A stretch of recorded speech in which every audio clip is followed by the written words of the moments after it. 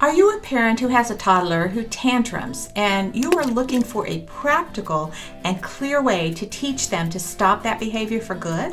Maybe you've heard a lot of advice that isn't working. In this video, I will give you a very simple and clear and specific step-by-step plan to stop this behavior for good.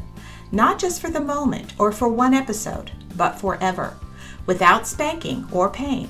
And that will eliminate the fears you have of your child throwing a fit in public.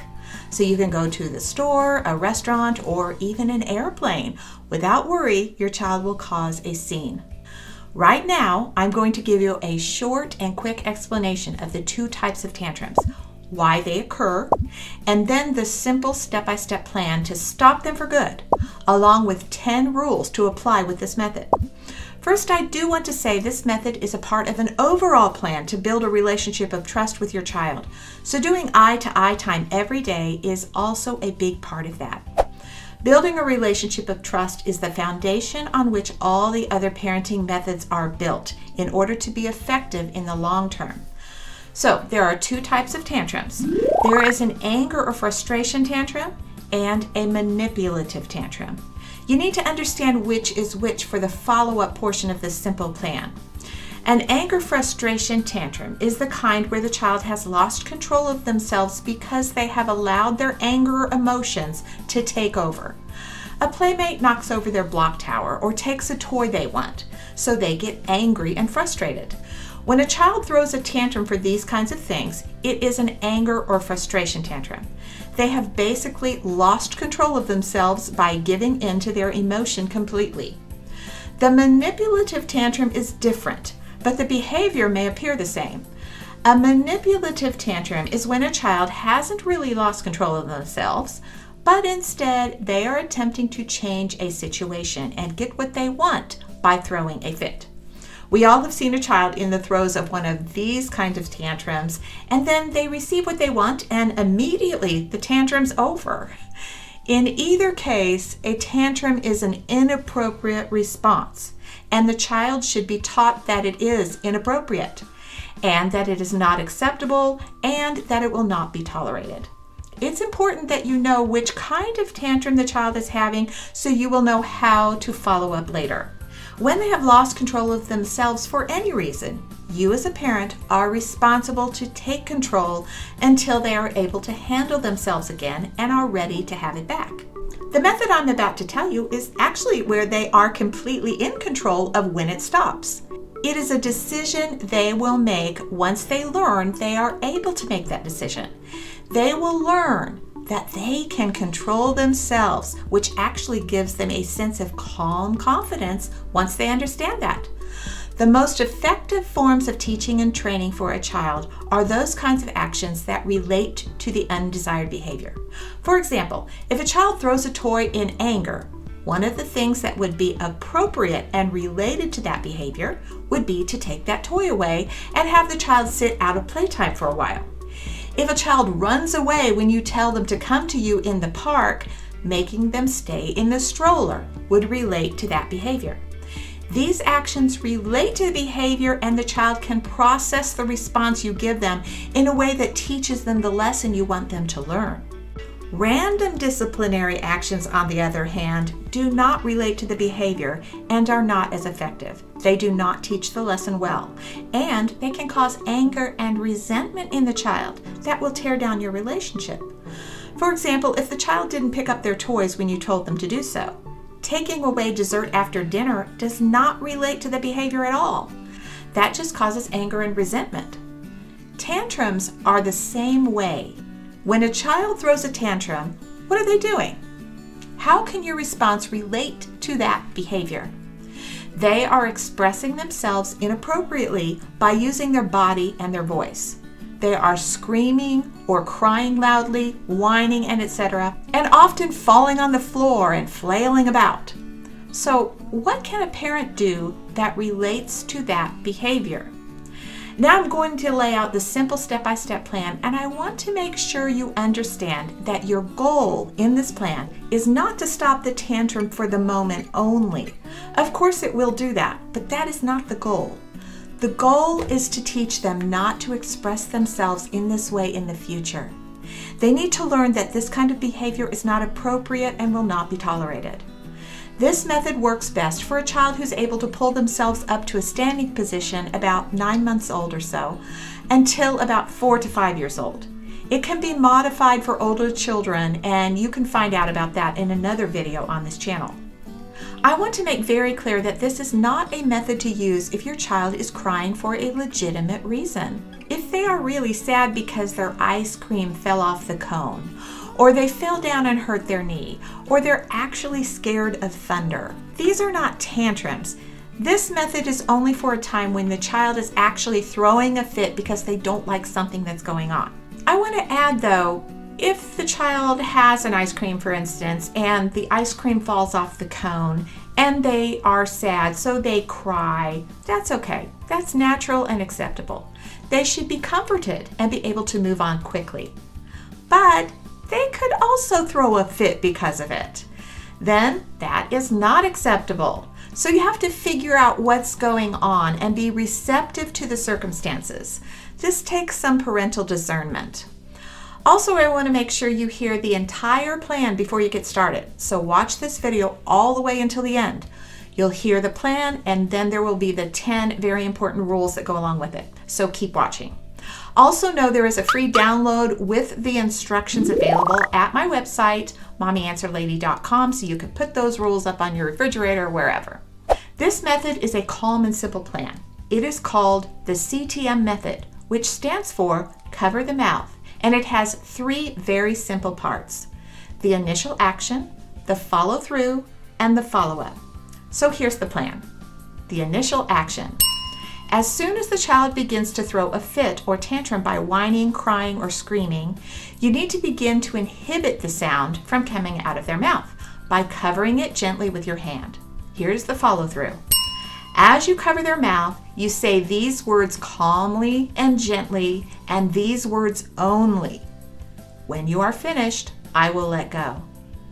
Then continue to cover their mouth as long as they scream. Do not let any sound come out of their mouth uninhibited while they are behaving this way. When they stop screaming, even for a second, remove your hand and say calmly, "Are you finished?"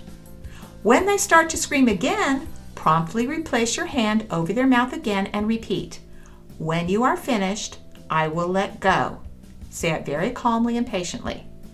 Continue this until they have completely finished with this behavior. Keep in mind that when you first do this, they will cry harder and scream louder because they won't like it. That's okay. Be calm, steady, firm, determined, and know that you are doing this to teach them how to behave. And in the end, they will be so much happier and better off when tantrums are a thing of the past. So do this until they have completely given up this behavior. Here's the follow-up. If this is the first or second time you have employed the CTM method and you have a strong-willed child, they may be red-faced and exhausted because they didn't think you would keep it up. They now have learned that you won't give in to these tantrums and that you mean it when you say they cannot behave this way anymore. When you said, "When you are finished, I will let go," you meant it, and they now know that. Allow them to wash their face and hands so they can recover from the event. Remember I told you earlier that there are 2 types of tantrums. So there are 2 different things you might do to follow up depending on which one they were displaying. Once they've calmed down and washed their face, if the reason they had the episode was frustration, then you need to tell them again that this kind of behavior is not acceptable no matter the reason, but you would like to talk to them about what caused them to feel frustrated. Then allow them to tell you why they were frustrated. Listen to their feelings and let them explain. Give them suggestions on how to remedy the problem and what would be a more appropriate response the next time they feel that way. Let them know they cannot behave like this again, or you will do the same thing. Give them hugs and kisses and then move on. All is done. But if the reason they behave this way was manipulation, that's different. You can still allow them to wash their face and etc., but the follow-up for a manipulation tantrum is simply to say, "This is not acceptable behavior." And then let them know that if they behave like that again, they will get their mouth covered again. That's all. Move on. No hugs and kisses right now. Give them plenty of hugs and kisses all day long, but not around a manipulative tantrum episode. They should not feel any sense of reward whatsoever for trying to manipulate you with a tantrum. Like I said, please do not employ this method until you hear the 10 rules that go along with it. Before I give you those 10 very important rules, I want to ask you a favor. If you're learning a lot from this video, please remember to hit that subscribe button and the like button. Also, if you'd like to thank me in a more personal way, you can buy me a coffee in the link in the description below after this video. Thank you for your support. So here are the 10 important rules that go along with the CTM method. As you are employing this method, number 1, remember that misbehaviors are an opportunity to teach and train your child to behave. Don't get angry. Instead, change your mindset to see it as a blessing that will allow you to teach them something they need to know. Number 2, expect the first few episodes to take some time. The stronger-willed your child is, and the longer this kind of behavior has been allowed to go on in the past, the longer the first and second sessions will take. There are moms who have said the first session only took about 5 minutes, and others have told me that it's lasted up to 45 minutes in some cases. I even helped a mom once with her child, and it did take that long. But believe me, if you follow through all the way, the second session will be reduced by more than half. The third will be even less, and soon all you will have to do is put your hand toward their mouth and they will stop before they even get started. This is when they will be much happier and calmer and feel confident because they have learned that they can control themselves. And you will feel better because you'll know you can take them anywhere in public without worry of them making a scene. Number 3, address the behavior immediately. Don't wait until you get frustrated. This is important for rule number 4. Number 4, do not apply CTM when you are angry. If you don't address the behavior immediately with the mindset that this is an opportunity to teach and train them to behave, you will allow your frustration at their behavior to grow. Don't apply CTM or any other disciplinary action in anger. Being calm and patient is the key. Number 5, do not have any other discussion during the episode other than the instructed words. Remember that children often see conversation as a reward, and any discussion you have will distract them from the task of learning that is at hand. So keep to the phrases, "When you are finished, I will let go," and "Are you finished?" That's all, no other words. Number 6, never inhibit breathing in any way. Always make sure you are not stopping them from breathing freely.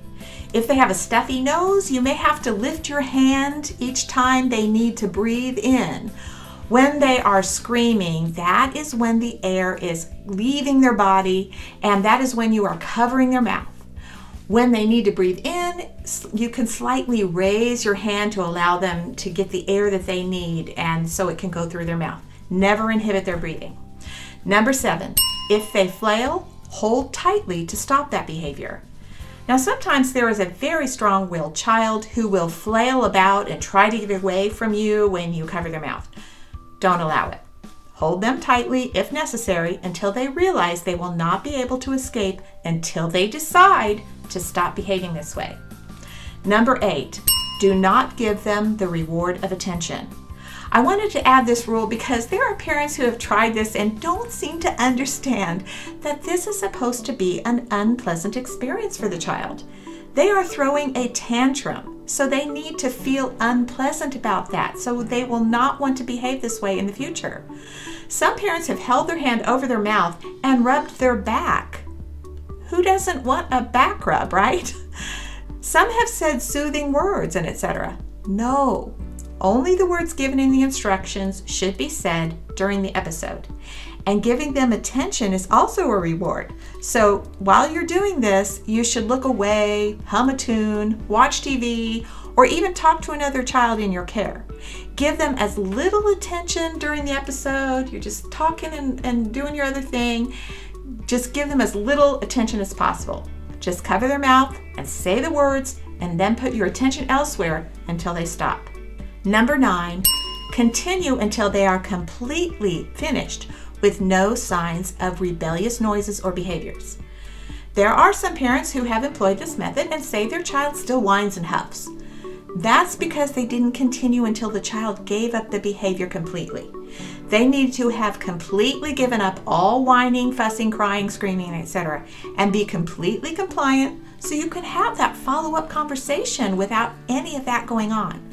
So follow through completely until you can see they have given up. Number 10, be consistent. Consistency is the key to effectiveness. And let me give you a little tip here. If your child starts a tantrum and you are busy with something that you really can't completely stop at the moment, tell them to go in another room and you will deal with them in a minute. For example, if you're breastfeeding one child and the other child is starting to throw a fit, tell the offending child to go to their room until they are finished or until you can get to them. Send them somewhere where they're by themselves. If they don't comply, stop feeding, go pick them up and place them in the crib or in a room where they must stay and tell them you will be back. Then go back to what you were doing. The reason for this is you should never allow your child to misbehave in your presence. Never. They need to know that you are going to hold them accountable for their actions. This is a very important concept for them to learn. You mean business, and they do have to behave. If you try all of this and you still feel you need some help, you can schedule a private consultation with me at my website, mommyanswerlady.com. But if you're having a hard time because your older child has started behaving in a jealous way, maybe they're throwing more fits since their younger sibling was born, or they seem unsettled due to the new baby who has recently arrived, click on the next video that will give you a good plan to remedy those behaviors and grow your relationship with them at the same time. Parents, you can do this. Thanks for watching, and I hope to see you here next time.